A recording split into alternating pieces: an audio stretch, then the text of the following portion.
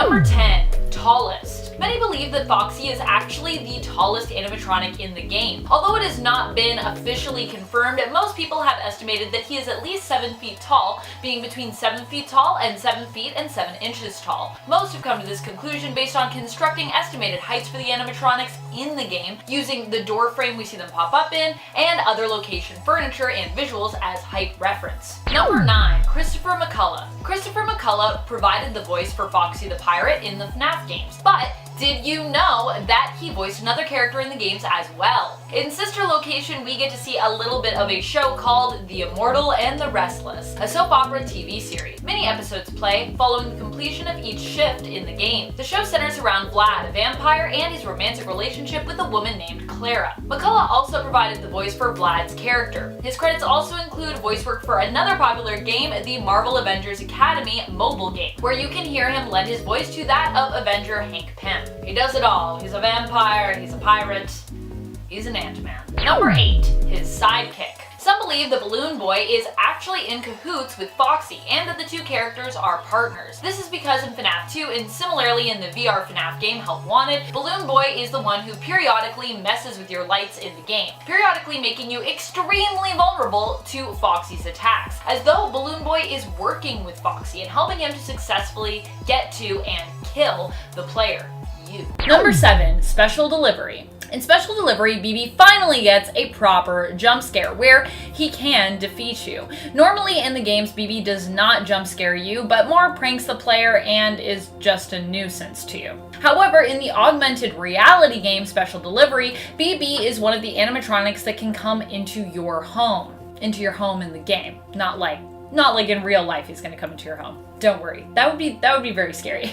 If you don't defeat him in the augmented reality game, he will jump scare you. This is also the only game where he can have an endoskeleton, as you can build your own BB on top of an endoskeleton to send out to salvage or to send to attack your friends. Number 6, FNAF 3 Mystery. Before the trailer for FNAF 3 was released, Scott put out some teaser content for fans to enjoy, getting everybody hyped. One teaser featured a character with a golden face who had rows of sharp teeth that appeared to be covered in blood. Due to the sharp teeth, fans suspected this actually might be Foxy, but later when Springtrap was revealed in the trailer, it was actually suspected that Springtrap might have been the one featured in that teaser. However, as we got to see more of Springtrap, we noticed that his teeth were actually not pointed like Foxy. Foxy himself remains one of the only animatronic characters who has sharp teeth in the game. And so, people were left to wonder if this was just a mistake on Scott's part and he changed the design of Springtrap prior to the game being released, or was Foxy simply supposed to have a bigger role that ended up being rewritten or cut. Number 5, sharp teeth. Despite not being a nightmare animatronic and not being animal themed either, Ballora oddly enough still has razor sharp teeth in her mouth for some reason, which mostly appear to be there in the game to frighten you, as I couldn't really see any practical use for them, unless it's killing the children that she teaches how to dance, like maybe because she eats them. She has a few more human or dull looking teeth in front, but behind them are rows and rows of razor sharp teeth. So watch out, don't put your hand in there.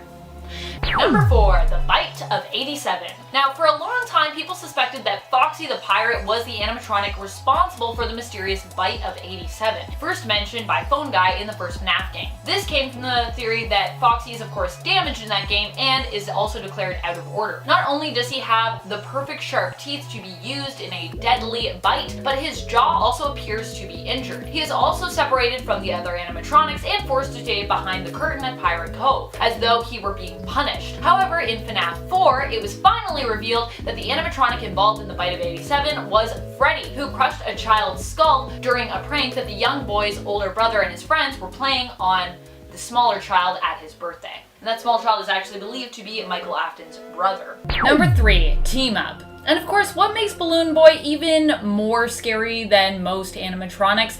His teamwork mentality. While, like I said in the previous point, he's more a prankster than anything, he actually makes it almost impossible to survive in FNAF 2 due to the fact that his pranks basically make it impossible for you to defend yourself against Foxy. If he actually gets into the office with you, your survival chances dramatically drop, and he makes it almost impossible for you to survive the night, as you cannot now defend yourself against Foxy. He's really one that you have to keep an eye on, because if he gets into the office with you, you're likely dead meat, unless it's close enough to 6 a.m. that you can somehow survive. You know that you are screwed if you hear his maniacal giggling stuck on a loop. He's just like, ha ha ha ha ha ha ha ha. You're like, shut up, balloon boy. Get out of here. What are you doing? I just wish he would reset. Unlike an Ultimate Custom Night where he does reset. Number 2, active on night 1. Some players theorize that Foxy himself was not even active during the first night of the original game because it is very rare for him to come out and attack on that first night. However, others have played to actually test that theory and found that he can attack on night 1, but agree that the chances of this happening to you are very rare. It actually takes a whole minute of gameplay where you don't check your cameras for this to occur to you. But if you ignore him for long enough, then Foxy will still come charging at you, even on night 1. Don't think that you won't see him on night 1, because you might. Number 1, the good guy theory. Foxy is such a fan favorite when it comes to all of the animatronics that you run into in Five Nights that a theory started to circulate around how he might not even be as despicable or evil as we all think he is. Some people theorize that Foxy the Pirate, in the first game at least, was actually a good guy. Why do some people think this? A lot of it has to do with the way his jump scare works. Combine that with people's love of Foxy, and it's easy to see why people have wanted him to be a confirmed good animatronic. Something that Foxy's scream is actually Foxy trying to scare off any other animatronics who are waiting to harm the player in the office, but that the player ultimately still dies because his scream is so loud and startling that your character will have a heart attack. And it's actually the heart attack people theorize that kills you. And at 10, William Afton. I've said it before and I'll say it until the day this stops being an issue. Springtrap contains the body of William Afton inside. We see Purple Guy run into the Golden Spring Bonnie suit at the end of Five Nights 3, where due to the moisture in the air and William's rush, he ended up getting trapped inside thanks to the spring locks, and then he ends up collapsing, but take note, we never really see him die. He's just twitching, as he was in the trailer to that game, and while yes, Michael may be literally purple now, as his flesh decayed after Ennard entered him in Sister Location, just because he's literally purple doesn't mean he's the killer. And just because when Michael says, I'm going to come find you at the end of Sister Location, and then Springtrap appears, that does not mean that Springtrap is him. We see that Michael was at Sister Location, and this camera movement takes place at Fazbear Fright. That was burnt down by Henry in an attempt to kill William because we all know who did it. William is inside Springtrap, not Michael. Scott even confirmed this when talking about MatPat's timeline after Ultimate Custom Night came out, saying if you're hung up on the whole Will Trap versus Mike Trap debate, watch MatPat's video. And in that video, MatPat says that it is indeed William in the suit, not Michael. There you go, please, stop. And at 9, it's a suit. While the Springtrap suit contains William's body, it is still a suit. The Golden Bonnie animatronic was a spring-locked suit, which as Phone Guide tells us is a specially designed suit that doubles as both animatronic and suit. Meaning that the spring-lock mechanics in the Golden Bonnie suit would retract like some form of even more complex Iron Man and create enough room for a person to climb inside and wear like your normal Chuck E. Cheese suit. Obviously, they weren't amazingly designed since there were some flaws. Like when they get wet, the spring locks can close easily, which is why Michael got bit in FNAF 4 and why William got snapped while in the suit. The suit also is clearly meant to be a suit since it has 5 fingers and 5 toes, which the other suits are lacking in favor of 4 fingers and 3 toes. It's even more clear when looking at the secret menu screens for FNAF 3, where on rare occasions you can see a skinless William Afton trying to get out of the suit by prying the head open. Yeah, it's weird. And at 8, secret room. All Freddy Fazbear locations had a secret room, a room that was secret because it was invisible to the animatronics, meaning that while every other room was programmed into their pathfinding, this room wasn't, and because it was never mentioned to any customer. Only employees that were around before they sealed them up. Why did they seal up these rooms? Because William Afton was stuck inside one, and if they just closed the one, that would look kinda suspicious. He was twitching in the Spring Bonnie suit. This is seen in the FNAF 3 final minigame where we see William run into the suit and then collapse. This is the safe room as indicated by the fact that the Shadow Freddy can find it, but you as an animatronic are physically unable to enter because your pathfinding doesn't allow it. William uses this to hide inside and then dismantle you as you try to find him, but he ends up unintentionally releasing the spirits of the children he killed. After he gets snapped in the suit, they fade away, but are only really put to rest when you get the good ending and give Golden Freddy the party she wanted, even if it's not enough for her to let go, which is kinda salty. I mean, like, it must have been a really bad cake. Come on, puppet. Chop chop. Number 7. Ballara's endoskeleton. If you mess up when following Circus Baby's directions on night 5, you will find out just who is with Circus Baby and get to meet Ennard, who Circus Baby refers to as Ballora when you're sneaking through the vents. You can also see the outline of Ennard when performing maintenance on Baby. Its head and eyes can be seen peering over each side of Circus Baby. You might not notice it, but if you look for it, you definitely will, and it's definitely creepy. And at 6, no clear motive. We know that William Afton is the purple guy and that he is the Springtrap and that he is the killer, but what we don't know for sure is why. We know his boy gets chomped and then he sets out to put him back together as a robot, but he was killing kids before that even happened. What we don't know is why he's doing it. We know he sets out to create more Remnant in an effort to unlock the secrets to eternal life or something like that after he discovers Remnant, but why did he start killing kids in the first place? Did one act like Braith and just really piss him off? Was it just something he wanted to try? Is it some weird fetish? He clearly feels emotion since he felt sad after losing his son, sad enough to block out the woman Ballora represents from his life, but we don't know 100% why he killed Susie in the first place. Do you have any theories? Do you have any idea why he could have done it? Let me know in the comments because figuring this one out may be the key to solving the rest of the lore that we haven't really figured out already. Number 5. Follows you home. So even if you manage to unlock the fake ending or alternate ending and survive your night in the private room, Ennard will still appear after the season finale of your soap, The Immortal and the Restless, which ends on a very strange note. You can see the animatronic drag itself into your living room as its eye flickers on and off. So either way you slice it in sister location, you cannot escape Ennard and the animatronics of Circus Baby's entertainment and rental. And 4, Scraptrap. Scraptrap is the same as Springtrap. Pink guy is purple guy, is Springtrap, is Scraptrap, is William Afton. There's an entirely separate debate online that is along the lines of William is Springtrap but Michael is Scraptrap or something like that, and it's just ridiculous. Why would that be true? The only Spring Bonnie suit we know of is the one that William was inside before the events of Pizzeria Simulator. For those of you who don't know, Scraptrap is the version of Springtrap you find outside of the pizzeria in the back alley, like where you find Scrap Baby, Molten Freddy, and Lefty. And in accordance to paragraph 4, you bring it inside so that when the pizzeria burns at the end of the week, everyone who needed to be set free with fire, since that's the only way to destroy remnants, can be set free. Scraptrap is just a further decayed version of Springtrap. It's not a separate character, it's not its own thing, it's not Michael or anyone new. It's Springtrap, it's William, they are all one and the same.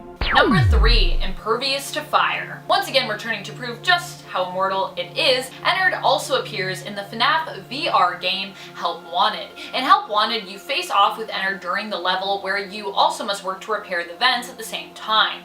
At the end of the level, Ennard is seemingly defeated when it is set on fire, except that it isn't. In the blacklight mode of the level, you'll discover that Ennard actually somehow survives, proving once again just how undefeatable Ennard really is. Chop it up, set it on fire, it'll just keep coming back. Ennard is on some kind of Terminator level And 2 names. Springtrap has gone by many names, some being before the name was known, like when the Five Nights 3 trailer came out, some being just simple mistakes. However, they all existed, and technically you could also say that Springtrap went by all the names that the purple guy did since they're the same person, but I'm going to ignore that. Springtrap has also been known as, well, Springtrap, William Afton, Michael Afton, Scraptrap, Spring Bonnie, Golden Bonnie, and most interestingly, Hybrid. This name was brought on when the trailer for Five Nights 3 was released, and technically it was right. The fans assumed that Hybrid was in fact a hybrid of all the toy animatronics which he used to build himself, which could have been the inspiration for creation from The Joy of Creation. But in fact, Springtrap is just a hybrid of human and animatronic suit,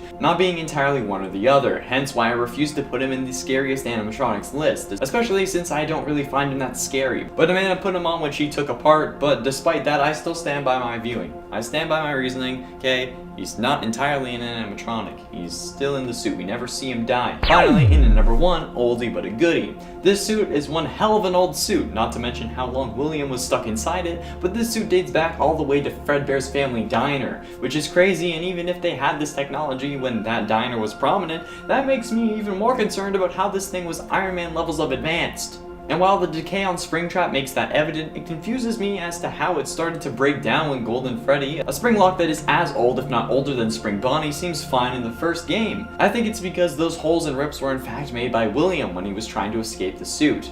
We see him trying to pry off the head, so it would make sense why he would have torn off bits of fur or even removed the whole foot in an effort to be set free. What do you guys think about the Springtrap decay? Let me know your thoughts down below. Number 10, eyes closed. Often when you see Ballora in the game, she appears to have her eyes closed. While other animatronics often have their eyes wide open, there is something unsettling about the fact that her eyes are often closed. It's like she's lulling you into a sense of safety. You don't think that she's always watching you, but even with her eyes closed, she kind of seems to be. Because she can still hear you. Number 9, Baylor.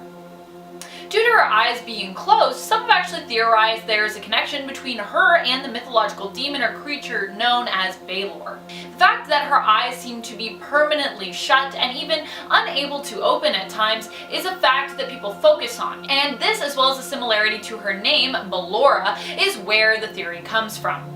Though it is more likely that her name is simply a reference to the fact that, you know, she's a ballerina. In Irish mythology, a Baylor is a giant cyclops who only opens its single eye when it wants to destroy its enemies. Otherwise, it is known for having its eyes shut because it's basically shooting a beam out of it when it's open.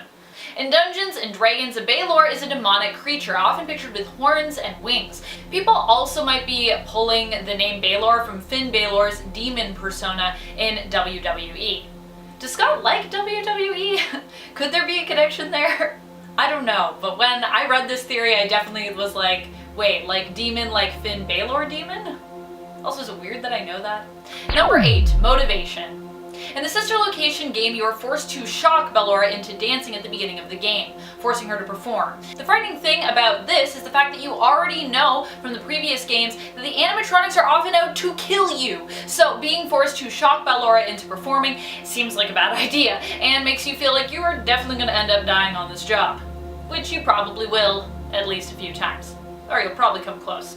Number 7, power drainage. Something astute players may have noticed, while more casual players may have missed, is the amount at which Foxy actually drains your power. In the first game, if Foxy leaves Pirate Cove and dashes at your door, you have to be quick to respond and close it to prevent him from entering the office and attacking you. If you successfully block his entrance, he'll bang on the door a few times before resetting back at Pirate's Cove. But when you block him, although he obviously doesn't kill you, he still manages to cause you some grief, as his attempt to attack you actually drains your power. The first time he gets to you in a shift, it'll only be 1% that he'll take away from you. But if he gets out again, he'll take another 6% of your power. And if you aren't watchful enough and he escapes Pirate Cove a third time, he'll drain 11% of your battery when you block him that third time. If you manage to block him, and he doesn't kill you. Number 6, more aware.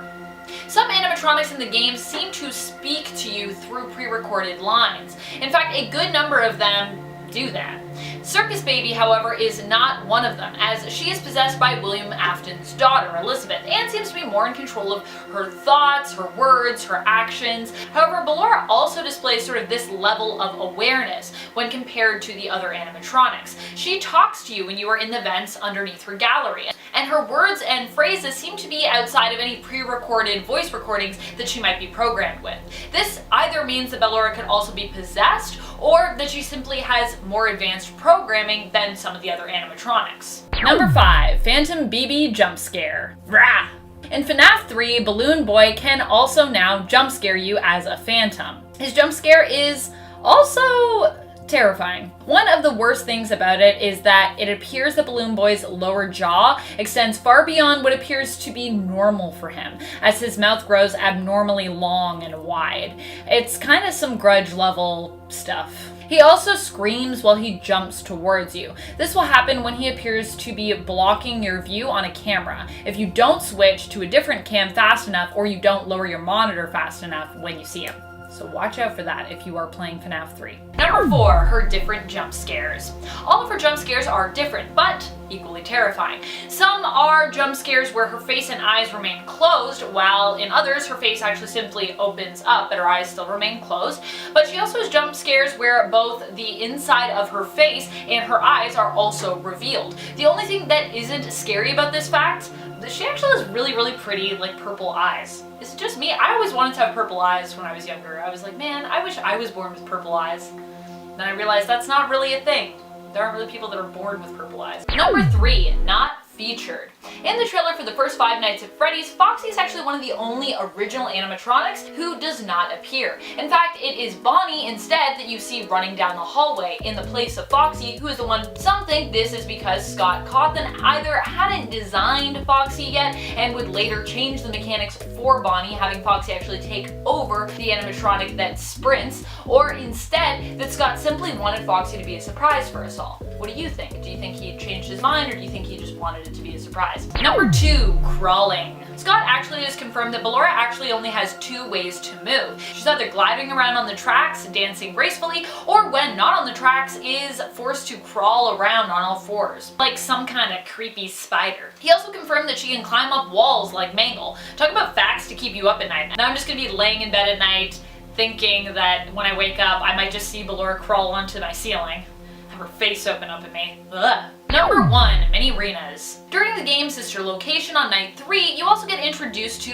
Ballora's mini arenas. These are small, kind of alternate versions of Ballora. They don't really quite look like her, kind of like her minions, except that they often seem to be more busy antagonizing Ballora, like when they're holding up her pieces, as opposed to helping her. Except they kind of seem to be more busy antagonizing Ballora as opposed to always helping her. On night 3, you see them holding up Ballora's dismantled parts on the stage, prompting the AI who guides you through the game to seem content in the fact that Ballora appears to be in working order. She's not. It does not register the fact that she's dismantled, it only registers the fact that she's on the stage, and mistakes her presence for her being functional, so apparently that's good enough for it.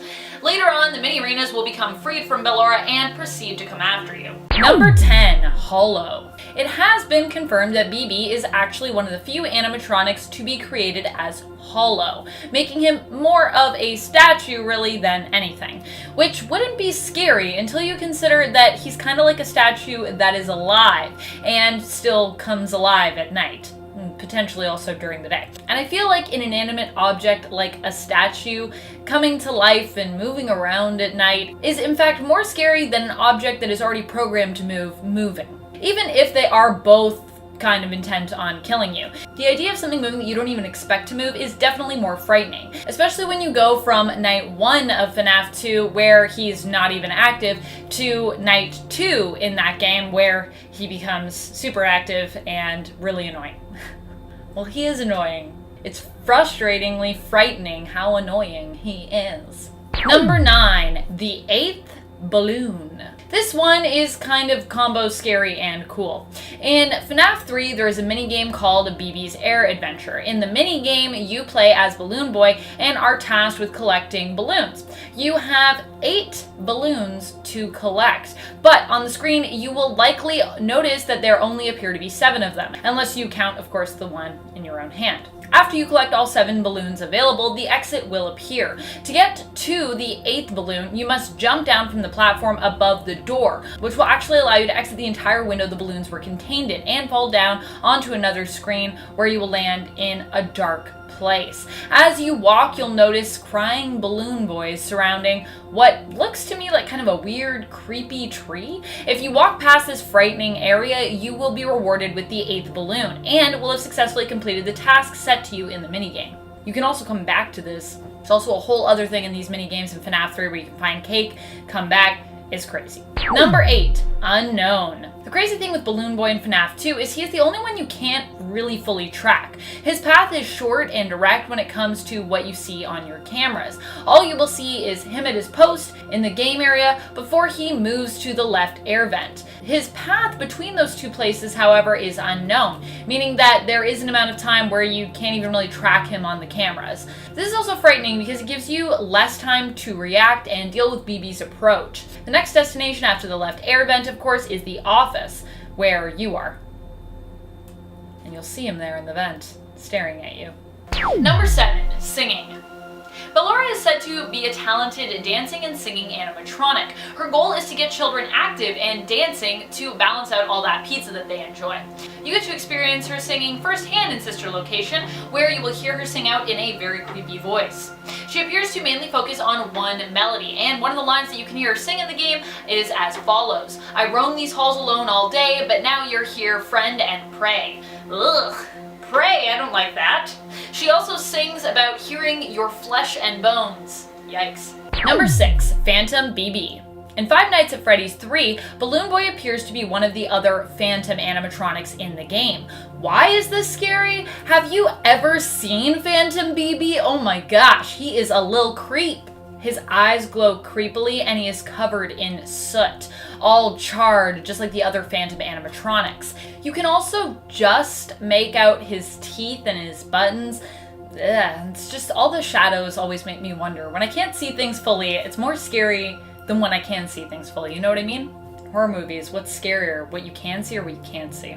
And his head looks a little bit like a skeleton. He no longer appears to be holding a balloon or his sign, and he just looks more menacing than his appearance in FNAF 2. Of course, he's not directly BB himself, but kind of a hallucination. But he is still more terrifying and more aggressive than the original BB in FNAF 2. Number 5, singing. While the animatronics are all musical to a degree, as, you know, they all perform in a band together, Foxy is one of the few that you can hear continuing to sing after hours. That dum-da-dum-dum that you hear, or pum-pa-pum-pum, depending on what you hear, while checking your cameras is Foxy's voice, by the way. And he's either singing to pass the time or singing to creep you out. Either way, in case you were wondering who is singing, it is Foxy. Some of the other animatronics moan, so by comparison, Foxy seems to be in a more pleasant mood, or just have a healthier voice box maybe, when compared to the other animatronics. What's there not to be in a good mood about? It's nighttime, you're walking around, maybe you're gonna kill some people, it's great. Number 4, pranks. During the Five Nights at Freddy's VR game Help Wanted, we find out that in terms of Balloon Boy's personality, he is referred to as a prankster, which if you played the other games, you may have already caught on to. Now, normally being a prankster wouldn't be considered scary or a bad thing, but let's not forget that Balloon Boy is a terrifying and murderous animatronic. And while he might not always be as direct as some of the other animatronics when it comes to trying to kill you, I feel like he has no qualms teaming up with other animatronics like Foxy in order to prank you. And by prank you, I of course mean indirectly kill you or tamper enough with your flashlight to ensure your death. Number 3, Ennard. In Sister Location, Ballora ends up getting scooped out, and her parts are actually used to help create Ennard. Her endoskeleton is used to form his upper body, and her eyes are actually used to help him disguise himself more successfully as a human, as hers are smaller and more human-like than most of the other animatronics. Number 2, hi. In FNAF 2, have you ever noticed what sounds like a child giggling or saying hello? I personally thought originally that it was some child spirit or just kids at the restaurant that somehow like got stuck there after hours, and I was like, where are these children? Why am I hearing children? But that's actually Balloon Boy. Yep, every time he moves, you will hear a creepy little childlike sound. This is how you're able to track him without seeing him. This information is, of course, as scary as it is useful, but still creepy. He sounds so much like a kid. Originally, I was like, am I imagining that sound? The voice literally sounds the exact same to me as the sound at the end of a successful night when you hear that cheerful, childlike, yay! Number 1, Nightmare Balloon Boy. This is probably the scariest version of Balloon Boy that you will come across in the FNAF franchise. Maybe one of the scariest animatronics you'll come across, period.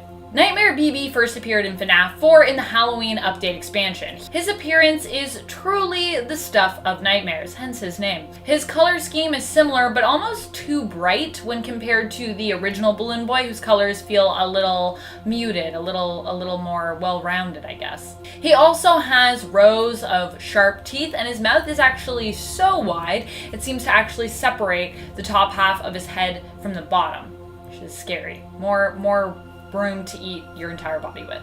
His eyes are also now a bright red as opposed to being the light blue that they were originally, and his voice is lower pitched, which actually I'm not sure which one is more frightening, higher pitched or lower pitched. Number 10, Tangled Mess. So the creepy thing about Ennard and the way that it looks is it's kind of just a mess. It almost looks broken or disrepaired, like a not complete animatronic, due to the fact that it is a bunch of animatronics kind of mushed together somehow. Most animatronics have wires in places that resemble living tissue, like muscles, but Ennard is composed of clumps and messes of wires, looking as though they belong to various different animatronics, based on the fact that they are all different colors and different thicknesses, and they're not properly wound or woven together, it seems. Its feet even have 6 toes instead of 4 or 5, with 4 thicker wire toes together and 2 spindly wired toes kind of sticking out on the sides of each foot. Number 9, eyes. Ennard, being an amalgamation of animatronics, also is covered in eyes. Some have even recognized these eyes in terms of which animatronics they belong to. The blue eye hanging from the right side of Ennard's head likely belongs to Funtime Freddy. The yellow eye on his bicep is supposed to belong to Funtime Foxy. The pink eye on Ennard's waist is from Bon Bon, and the green eye on his leg appears to be Circus Babies. And of course, the purple eyes often seen in Ennard's head appear to belong to Ballora. Now, why Ennard felt like it needed so many eyes, well, no one knows. I guess more to see you with? I guess maybe so like every animatronic that's a part of it can still see?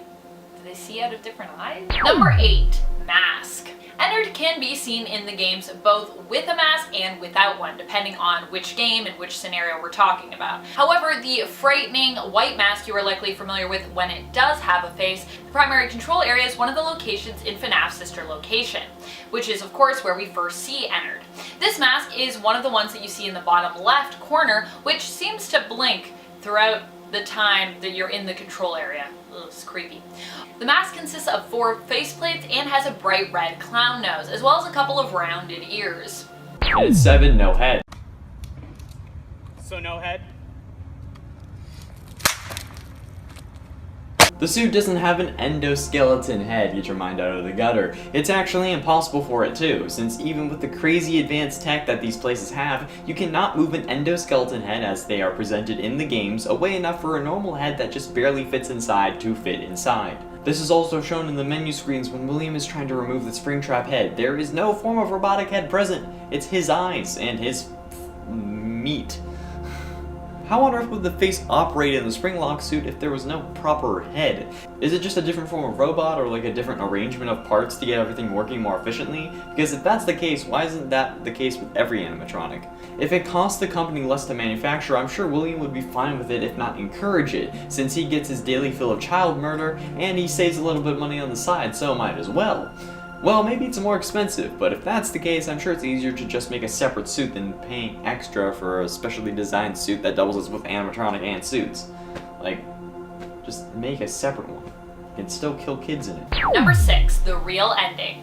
One of the scariest things about Ennard is that it plans to use your skin as a disguise to escape the world and assimilate itself into the living world.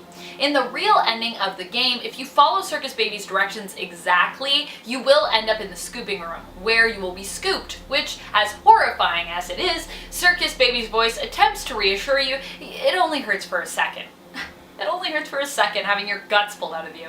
When you wake up, you appear to be at home, but your eyes are revealed to be a bright purple in your bathroom mirror, which lets you know that Circus Baby, obviously with Ennard, was successful in escaping the facility through you. Inside you. You. And at 5, lie lures. He had to lure kids into the back room somehow, right? So dressed in the Spring Bonnie suit, he told kids all sorts of things to get them backstage. We know he told Susie, the girl who would later possess Chica, that he had her dog that was actually still alive, as indicated by the bleeding dog carcass in the Fruity Maze minigame and the whole Chica the high school year scene where she says, "I told them someone ran over his dog," or something like that. He'll be mine by the end of the day. I just know it. I told him that someone ran over his dog in front of my house. So we know he lies to bring kids backstage, where he ends up killing them for at this point unknown reasons, stuffs the bodies into the animatronics to hide them, and then leaves like nothing happened. It's like that meme where Pennywise is talking to Georgie and he's like, "I have brand new Pokemon cards down here," and then Georgie crawls in. Like, you know the one? For me it would be something like, "I have information about Stephen Amell returning as the Green Arrow down here." Or like I once made one that said, "I have all the other Pokemon you can't get in Sword and Shield down here." and that one would honestly get me. Pokemon is the one game that shouldn't need a DLC, okay? Forgot this was a FNAF list. Number 4, Unkillable. Following Michael Afton rotting and regurgitating Ennard, it's implied that Ennard still somehow escapes and lives on. You can see its eyes peer out from the sewer. Michael Afton also still somehow miraculously survives after Circus Baby's voice is heard telling him that he won't die. One of the most frightening things about this is that it's basically implied that Ennard is immortal, and potentially all animatronics maybe are. You can vomit them up as or chop them up into little pieces, and apparently they can still come back, so... Entry Ultimate Custom Night. We can all agree at this point that Ultimate Custom Night takes place in hell, and we play as William Afton dealing with the torture we deserved for killing all those kids, but specifically the one we should not have killed. However, the confusing thing to me is that in Ultimate Custom Night, while we play as William Afton, we can also play against animatronics like Springtrap and Scraptrap, which are indeed versions of us. This is confusing to me, but it makes me wonder. Not about Willie being Springtrap, but about what the mechanics of this are. I suppose it could be that he did indeed create that monster, since he hid in the suit to feel more powerful when confronting the spirits, or perhaps it's because it was made of remnant. Or it could have just been that the characters available are the ones that Afton deemed his greatest failures in his mind. It's even more confusing that in the game code, Scraptrap is referred to as William Afton. Scott. I know you're clarifying that Scraptrap is William, but that throws a whole lot more wrenches into this than there should be for a final game in the original story. Come on. Number 2, Collective Consciousness. During a conversation that was hosted on the Scott Games website, we discovered that Ennard actually had a hive mind, made up of the animatronics that it is physically composed of. Circus Baby always appeared to be the leader of the group in FNAF Sister Location, but in this conversation it is revealed that eventually the hive mind of Ennard kicked her out from its mind and body. What's more scary than one really messed up animatronic? How about a bunch, all rolled into one hive mind? Yikes. Number 1, Messed Up Clown. Back to the full look of Ennard. When it's wearing its mask and hat, it definitely resembles a clown. It not only has a clown face on its mask, but the tangled wires that make up its body in the front, just under its head, are kind of made to look like a big droopy clown bow. It also has a big red button in the center of the bow, like a button that you might see on, I don't know, a clown's outfit. This might not be scary to all, but to those who are terrified of clowns, I'm pretty sure it's a frightening sight to see. What do you think is scarier, Ennard with or without the mask? Do you find clowns scary? Is Ennard one of the scariest animatronics to you? Let us know in the comments.